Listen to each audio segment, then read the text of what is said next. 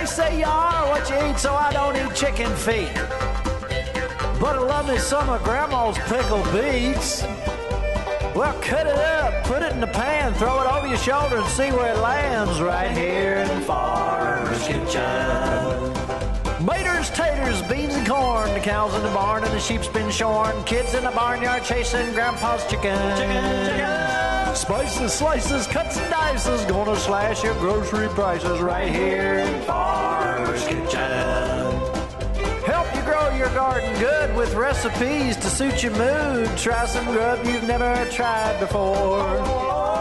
Smash it with a wooden mallet. Gonna educate your palate. Right here in Farmer's Kitchen. In Tim Farmer's Country Kitchen. We're gonna cook something good now. Funding for Tim Farmer's Country Kitchen is brought to you by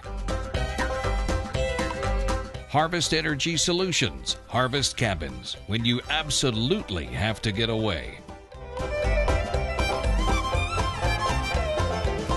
The City of Stanford, Kentucky. Come back home to Stanford.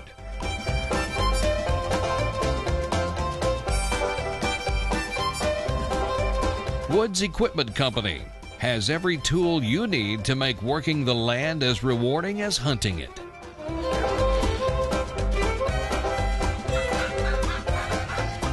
Good Foods Co-op, Marksbury Farm Market, Weisenberger Mill, your village shop. Hello and welcome to Tim Farmer's Country Kitchen. Oh, hello, Mrs. Farmer. How did you get here? You know me, if you're cooking, I'm here. Oh, that's exactly right. Now, if you look right out in front of us, some of you could probably guess what we're doing. Well, there's a meat grinder. Oh, and I see meat. Look how lean that meat is, by the way. Delicious. And we see spices. What on earth could I possibly be making? What are you making? Over the last couple months, we've been making stuff that at one point in life we didn't really think we could make. Bologna. And it was the best bologna we've ever had. It had something about it that was just fresh and wonderful. And I started thinking, now we've done stuff like this before, but when we really cheat and we eat stuff that we're not supposed to eat, well, what's one of your favorite things? Hot dogs, brats, something like that. But really, I don't want all those nitrates. Now, there are times if you're going to do some cold smoking where you really need to put that cure in your meat. If you're going to, store it in the refrigerator and so on and so forth, there are times when you're going to have to use that because we don't want botulism. But this is like a put and take sausage that we're going to eat immediately or freeze. Now, when we do our deer meat, if we make deer hamburger, we don't put cure in that. If we grind pork, we don't put cure in that if we're going to make a ground pork recipe like we did recently when we were in Hawaii. That was good. Oh, man. Yummy. So why not make a brat? I've never done this, so this is exciting to me. Why not make a brat out of our... We have a few packages of venison left. We're getting ready to replenish our freezer because you and I take several deer per year. Look at that nice, wonderful meat.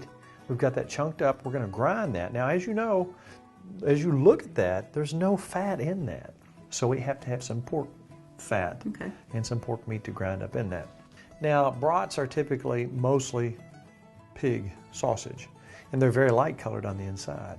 The thing that's going to be different about this brat is it's going to be more lean, it's going to be a little darker, it's going to be tastier, it's going to be yummy. It's the Tim Farmer brat, right? And I've experimented, and one of the things that gives the brat its flavor, this is going to be a beer brat too, a venison beer brat. One of the things that gives it its flavor is the caraway seed. And I have taken some caraway seed, and they're hard as a rock, but I want to release that flavor even more. I'm not going to get all of them, but I'm going to release that flavor, and I'm going to use a teaspoon of this. So I'm going to really grind a fire out of these. And then we use allspice, we use garlic, we use pepper, we use cayenne. This is kind of spicy. If you want to tone it down a bit, you can, but I'm telling you what, we had these earlier. What do you think? Seriously, good. It's a mess. It's so good. It's really good. Now, the first thing you need, obviously, is a sausage casing. Now, you can use the collagen ones, or you can use a real live hog casing. You know what it's made out of? I don't want to know. Pig intestines. I smelt the bag. It wasn't nice. Well, when you open a bag of hog casings, don't expect for there to be a friendly bacony smell. It didn't smell good. It smells more like chitlins. Remember that? Yeah, I do. Yeah. So the first thing you want to do, they're packed in salt. Now you can get these lots of different places, sporting goods stores. You want to pull those out, and it's just what they look like. It takes 2 hands to get them out of the bag. Yeah. In their dry form, they look almost like an onion ring, a really stinky onion ring. No, I'm good.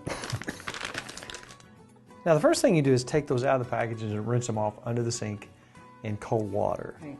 And then put them out and let them set in warm water. Then what we're going to do is, if you will, they're kind of folded up on themselves, so you want to loosen the top up until you can find the opening.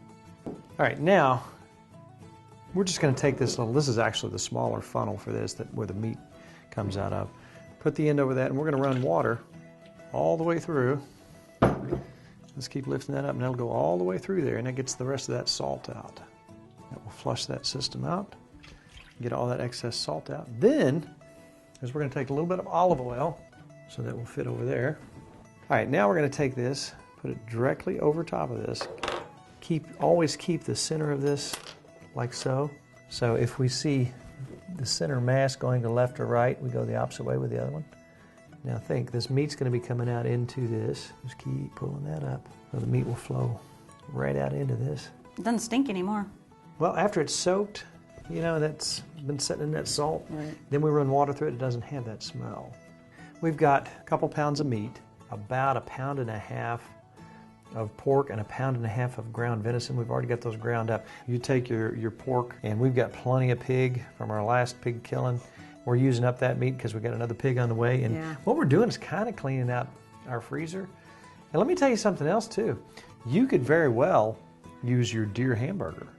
If you have any doubt about things, look up your local extension office, and they always have links to canning and things like that. Being that we're going to use this immediately, we're going to take this right out of here. I mean, as soon as they're done. Now we could let them sit and let the taste and the flavor sink in, but this is what we're having for dinner tonight. Could you put them in the fridge? You could put them in the fridge, but you know what? I would recommend the way we're doing it, you could freeze them, because our hamburger's frozen. Right. And if we're making hamburgers out of venison, we're not putting any cure in that. One thing you do want to do when it comes to wild game or pork I think is around $150 now, they're saying. Wild game, probably $160. All right, now if you will, just go ahead and tie that off right fairly close to the end. All right, so I like to try things and really check my spices, and I've adjusted this about 1 million times, and I've got it about where I like it. Delicious. Now, I tell you what, the caraway seed has such a distinct flavor. It really makes the brats to me, and everything else you add is kind of what you may or may not like, but this has got a nice round flavor. It was good. It was really good. Really good. All right, here's what we're going to do. We're going to take 1/2 teaspoon of black pepper, 1/2 teaspoon of cayenne pepper, 1/2 teaspoon of sage. Then we're going to come in with a teaspoon of allspice, 1/2 teaspoon of garlic powder. Let's go ahead and do a teaspoon of sugar, a tablespoon of salt, a tablespoon of marjoram, which, according to some folks, that was one of the secret ingredients that the Colonel used in his chicken. Really? Yep. Okay, now I've ground up some of that caraway seed just to kind of release some of the flavor, and we're going to go about a teaspoon of that. I really think that adds. About a teaspoon? I doubt it. We're going to go, well, it's close, isn't it? And I'm going to take some dried milk, kind of a bonding agent. I'd say there's probably a tablespoon there. And now, that's our spices ready to roll. It smells good. All right, we're loaded over here. All right, now you can see our darker meat over here. That's our venison, which we've already ground. You don't need to see that. That's in the meat grinder, ground it up. And I've run it through several times. And we have our pork here. That's the lighter color. Okay. And I need a two-handed person. Oh, that would be you. Yes, oh, you know, one more thing. Let's take probably 1/4 of a cup of onions. And let's cut those up really fine. Now, meat grinders are not that expensive. This is a Cabela's. I think your mother got this for me for Christmas. Yeah. What was it, like $100? That's actually the professional. It might have been a little bit more, but you can get them for under $100. They last forever. You've had it for years. Yeah, they're tough, man. We've used them for all kinds of stuff. All right. Do you want those in? Yep. Go ahead and toss those in if you will. Am I mixing? All right. Now, as you mix, I'm going to start adding the spices. I'm going to make it a little more easy for you. Where'd you learn to do this? Back in the 30s when I Okay. lived in Germany. Wow. Yeah. Would you live in Germany? Oh yeah, the early 30s. Remember that? Mm-hmm. I think you were in Switzerland. You had one of those hats and you'd have that horn. You I wasn't born until 32. You were yodeling and stuff. Okay. All right, Remember you whatever. yodeled Yeah. across the mountain and I Yeah, I heard do you? remember that. And that's how we met. Just keep piling it in. I'll give you some more juice. You can use any kind of beer you want. This is Killian's Red. It's kind of a little darker and it's got a sweet taste to It it. smells good. Oh yeah. Now we're here. This is the fun part. This is fun. I mean, golly, the things you can do and have fun in your own kitchen. I mean, it's like we talked about. Once you open the door, you go into the vault. There's no ending. That's right. And it's as big as you want it to be. All right, we're going to start. Let me smell it. It smells yummy already. Wow. See that beer and the spices? Boy, don't they smell good. Now, we're going to watch this coming out, and we're going to you can control the flow here, and you can control the flow up here. I may tell you to slow down a little bit, and I'm going to kind of push it up so it comes out uniformly. And then when it comes out and I get it as long as I want it, I'm going to do a twist on it. I'm going to lay it down, then the next one's going to come out. I'm going to do a twist on it. I'll try my best. All right, go ahead. hitting Let's it? go ahead. Now watch, you'll see the air pushing through. See there? I mean, it's getting in ready. good shape. All right, are we ready? Ready. This is fun. Here we go.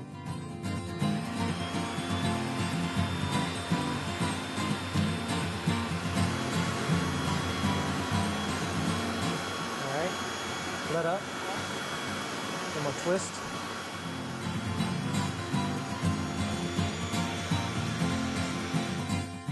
I practice one kielbasa because I know it's coming up. You know, these are not your store-bought, perfectly shaped. But, oh my goodness, They're you yummy. put them on the grill. These are still tied together. We'll cut those apart. That's going to be, of course, my kielbasa will be even longer than that. But that is precious. And that's the way that we've used our pork meat and our hamburger. And you know what you find when you start doing things for yourself and you start, you know, processing your own meat and making your own stuff out of the garden and canning your own stuff? You're going to find that, okay, I want to make potato salad. In order to make your potato salad, we made chow chow. That's right. So you start pulling stuff off the shelf that's yours. And, you know, here we have some spices in here that you might not have used before. Let's take a real quick look at your potato recipe. We're not going to show the whole thing, but just refer back to your potato salad. My mouth was watering because I'm smelling this wonderful stuff. I'm going to go build a fire. All right. Can I touch your face? I'd rather you not. All right. And you know, we had some downtime there a while back, and we need to have the sheep, and everybody looked at to make Yes, we sure our do. flock is functioning well. They seem to be healthy, but I want to get a vet in here, Good and let's idea. find out if everybody's doing good. When we come back, we'll have a fire built. Let's go outside. It's nice and cool. It's getting dark out. I'm hungry. Your potato salad. along Sounds with really this. good. Oh my! We'll be right back.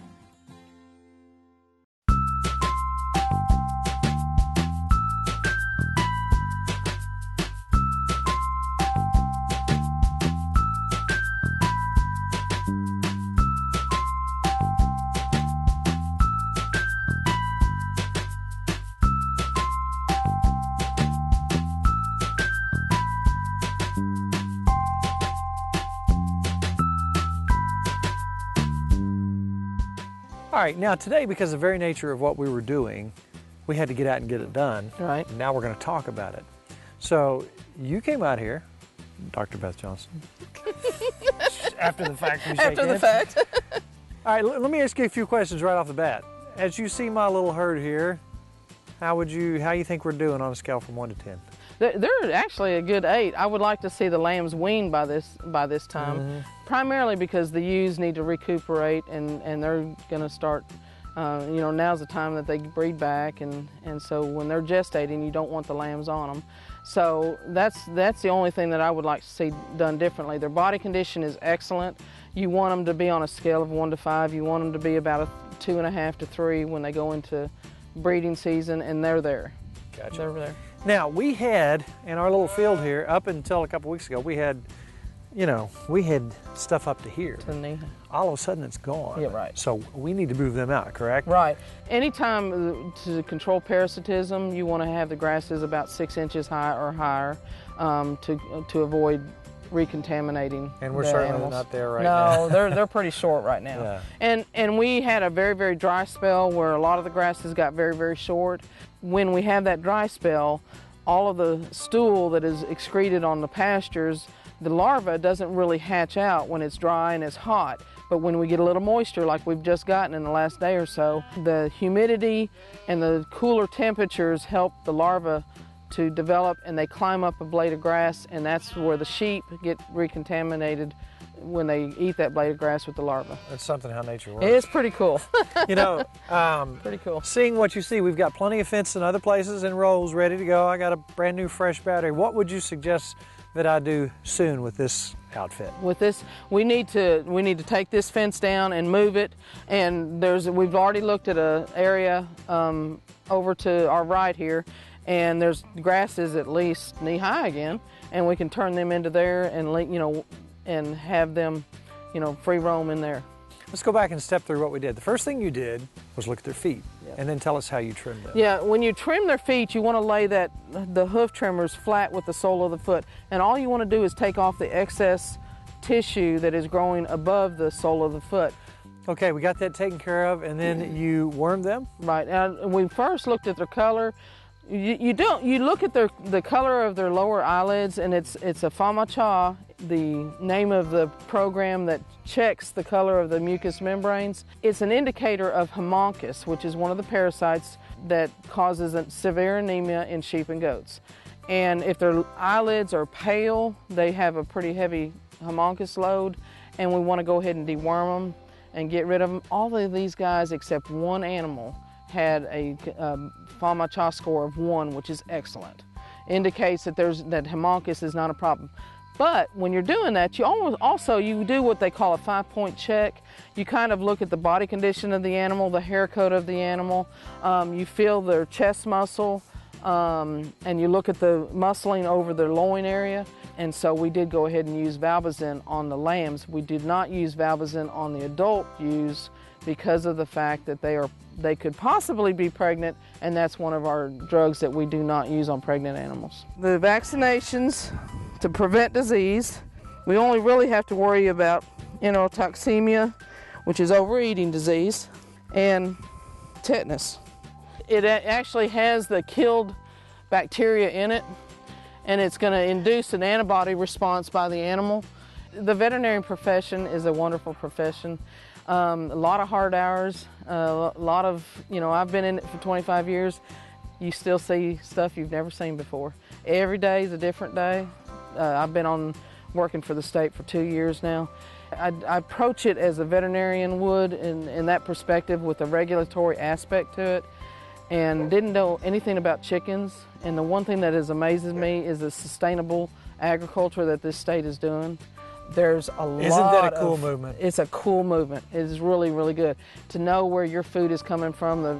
We just went shopping today. You go in the grocery store and it says this is from this farm, and there's a picture of the farmers there. Yes. You know your cabbage or your beets are from Casey County. We raise goats and we eat our goats, and we raise our own beef, and I think that movement is just wonderful. Backyard poultry. I mean, I never thought backyard poultry was so. Until I got people are interested, I think, where their food comes from. For too long, we've taken stuff off the shelf, not have a clue what's in it, where it came from. I think people are starting to pay attention. Right. Well, this segment of our show is almost over because of the fact that the sun's going down. This has been a joy. Oh, it has. And so basically, the stuff that you've done is a semi-yearly thing that you do. Yeah, what we've done with the sheep today is the vaccination of the old adult animals you would do once a year. The deworming is a continuous, ongoing thing. And then trim feet as needed. You can look at their feet and tell whether they need it or not. Thank you again. Thank you. And again, thanks. You've got the coolest job in the world. I do not. Yes, you do. Look. Just look. They look perfect. They look good. You did good. You know what? This is, nothing from the store. It's our pig, it's our deer. Right. It's not necessarily our hog casings. I don't know whose they were, but they should have cleaned them up a little bit better. Yeah, they should have. They have a little smell to them. But we did clean them out, and there they go. I'm amazed. I'm amazed by how that does that. It's a nice romantic evening. Yes, it is.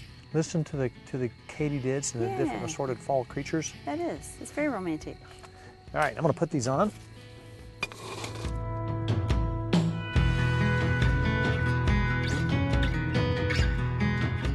And if you decide that you want to look at some of our stuff, think, how can I do that? How would you do that? I would go to timfarmerscountrykitchen.com. You would? Yes, Why I would. Would you do that? Because you can find recipes on there and shows, or I'd go to your Facebook page. And then what would you do? I would go onto Facebook and like it and then connect with everything you're doing. Absolutely. Like our page, see where we're going and what we're doing. Ooh, I'm going to turn these real quick. They'll smell good. Don't they smell good? Yeah. Now, we want to get some fall ideas, some recipes for next week. Let's go take a little stroll to Lexington and see if we can find us some ideas for fall. Good idea. Yeah, let's go to Lexington.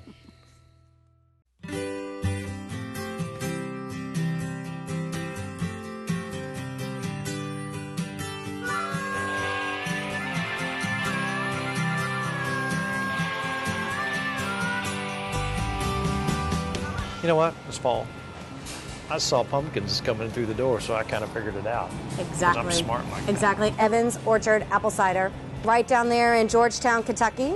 I Real bounced on close. their bouncy machine. Very fun. I'm glad you didn't get hurt. Well, this is great just to drink, heat it up, cook with, all sorts of things. Add it Recipes to as well. Recipes, exactly. It's great that it's local. We know where it's coming from. Which you can put in our cart if you'd like. Fantastic. Will do.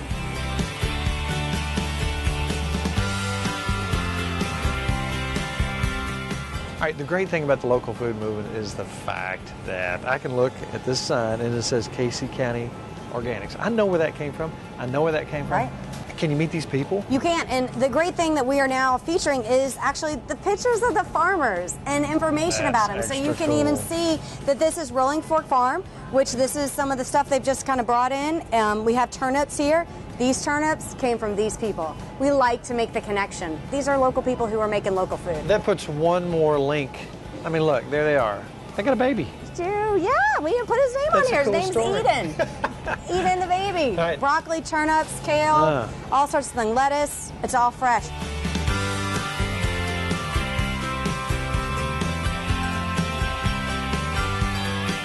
What are you holding? Some Italian house-made meatballs. Yum. I know. These Italian meatballs are gluten-free, really easy to cook. Just put them in the oven, 350 for like 20 minutes, and add them to your sauce or whatever. Wow. Very I'm easy. ready. Yes. Hand me those. I know.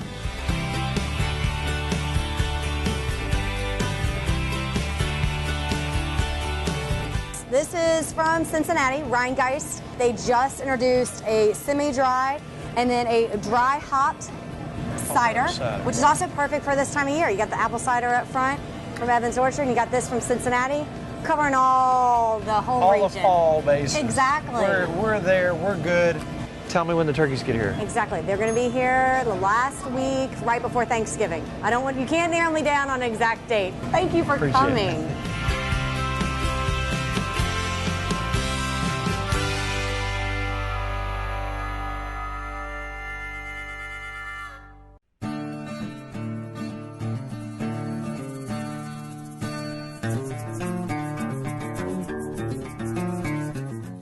Smell good in your eyes? Mm-hmm. Makes me cry. So we got your potato salad. Mm-hmm. You know, this is a lot of times how we eat. You know, the kids are gone now, except for Kelly who's standing right back there. Yeah. But a lot of times when we're by ourselves, We just there's share. a bowl of potato salad. People talk about, ooh, they eat on the same fork. That's because we love each other. Don't make me blush. But you know, we have a potato salad here. We got our stuff out here. We don't need a fancy schmancy table. Less dishes. I like this too. Less dishes. Look at that. Those look really good. More than that, smell. Now that was love it. cooked right over wood on the open fire. Does it get any better than this? No, this is one. I can't wait. So here we are in the great outdoors. Which one you want? Pick one. I want a little baby one. A little baby one. Yeah. That one? Yes, perfect. Ooh, they're burning up. Look at that. Look at that. Now, when you break these open, what I noticed earlier, they're darker because there's more venison. Right. Than They're delicious though. your eyes burning. I am. I'm burning up in the You know smoke. what? If you're going to take that one, I'm going to Wow. go that one. And let me tell you what, if you've never tried this stuff, again, I don't know where they're from or who they are. They're not our sponsor, but it's called Weber's and I think it's Woeber. And I may be pronouncing that wrong. It might be Woebers or whatever. It's delicious, It's though. good stuff. It's nice and sweet. Look at that. And I'm not crying from the smoke, I'm crying from happiness. From happiness. It's my happiness. Oh, they're good. That's delicious. That's not like a normal broth. That's just wonderful. We know where the deer meat came from. This is way more lean than your average brat. Can't even describe how good But it the is. taste, you taste that caramel? Yeah, it's just really good. You know what, I hate to do this because we're having so much fun with our friends out there. But it is time. Don't cry. It's time to talk about the fact that it's all about Good times. good friends Good eats. and ridiculous. Way to go good eats. again. You do it every Try time. this at your house. If you don't have venison, you can use beef, you can use pork, you can use whatever you want. If you do have venison, you're a lucky, lucky person. Thank you. The best I've ever had. To order a cookbook or DVD of the show, please call 502-319-0487 or email timfarmerck@gmail.com.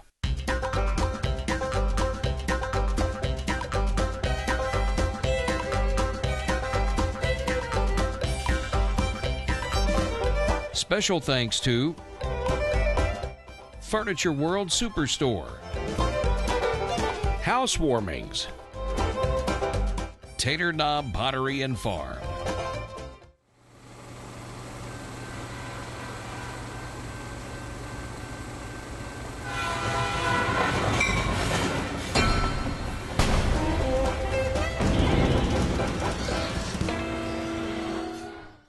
Funding for Tim Farmer's Country Kitchen is brought to you by Kentucky Sheep and Goat Development Office. Try something different tonight. L81 Bottling Company. Taste, love, and share the tradition. Diamond Gusset Jeans. The original Gusset Jean. Careful craftsmanship. Continual improvement. Diamond Gusset Jeans. Born and worn in the USA since 1987. Is it the insightful strategies and analytical capabilities that make Edward Jones one of the biggest financial services firms in the country? Or is it 13,000 financial advisors who take the time to say thank you? Night, Jim. Gonna be a while? I am, Liz. Got a little writing to do. It's why Edward Jones is the big company that doesn't act that way.